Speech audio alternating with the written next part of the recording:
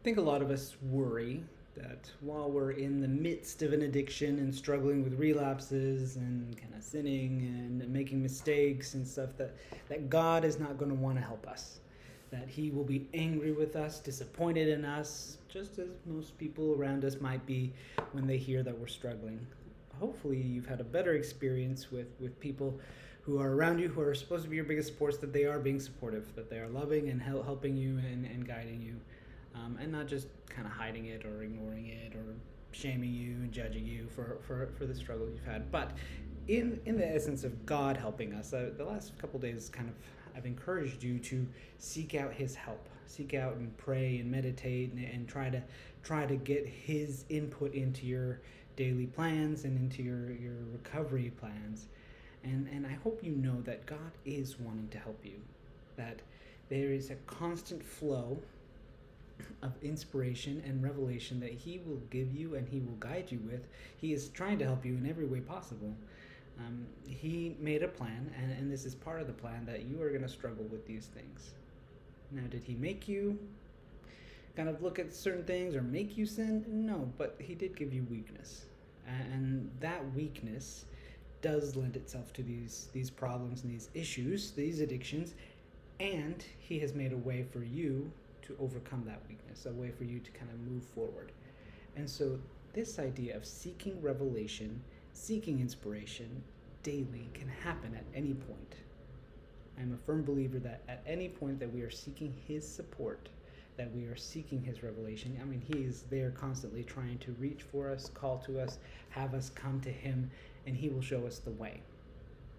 And so every day I encourage you to seek that daily inspiration and make a plan. I was listening to a book kind of about war strategies and kind of taking responsibility for leadership positions by Jocko Willink, and it was surprising to hear how they plan for their missions. The special ops, kind of the Marines, and kind of these highly effective teams. They go through the plan. They make a plan about what the mission is going to look like. Everybody is familiar with the plan. Everybody knows what their stuff is. But then they go into the contingencies. If things go wrong here, if things go wrong here, if things go wrong here, this is how we're going to address it. And then within that, going into the contingencies of contingencies. Because for them, it's a life and death situation. And not just for each person, well, not just for the one, but for everybody. And they want to make sure that everybody knows what they're going to do, and they want to be very coordinated.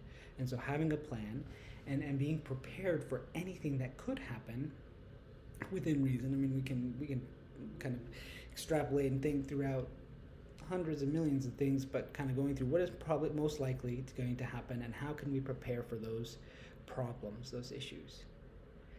For us, we can't necessarily see the future, but we can see our plans. And as you've been journaling, as you've been reflecting, I hope you've been starting to see patterns and behaviors and things that have been getting in the way. And I hope that through this process of making a plan daily for the next day, to say, this is what I'm going to do tomorrow, you can also start saying, okay, these are the things I need to get done tomorrow. These are the things I'd like to do. And these are going to be the points that I'm going to struggle.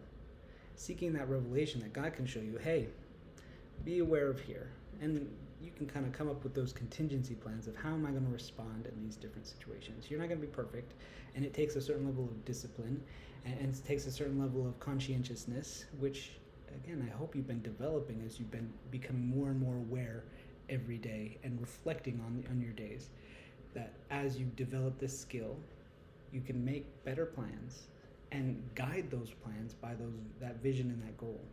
So every day making a plan for the next day, not just kind of and taking, I'm going to do this one thing different, this one thing different, but also looking at your day and being like, I'm going to make sure that those weak points, those areas where I'm most likely going to be attacked, the areas where I'm most likely going to have issues and problems, arranging what you need for those days, either accountability or kind of exercise or humility or some sort of filter or something that you can set in place, a barrier, a boundary, so that you can be more protected.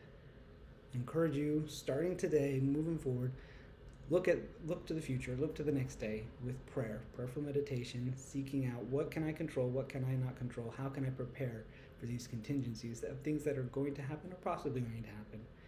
and take steps to prepare for that and be ready for when temptation comes, because it's going to come.